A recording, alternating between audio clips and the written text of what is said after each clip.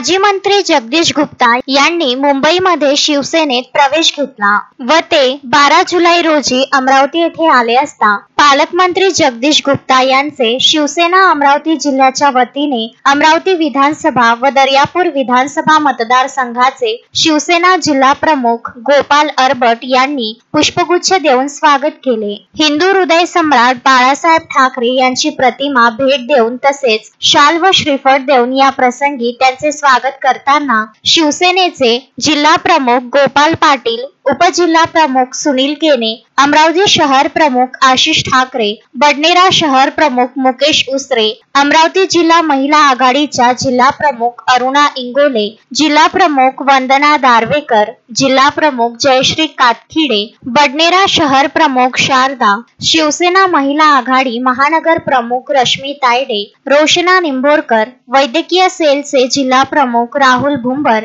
गणेश गावंडे, नागोराव केने, अमर करोसिया, उपशहर प्रमुख आदित्य डांगे, पियुष कराडे, सचिन गायगोले आदी शिवसैनिकांची उपस्थिती होती। गजानन देशमुख, विदर्भ न्यूज, दर्यापूर।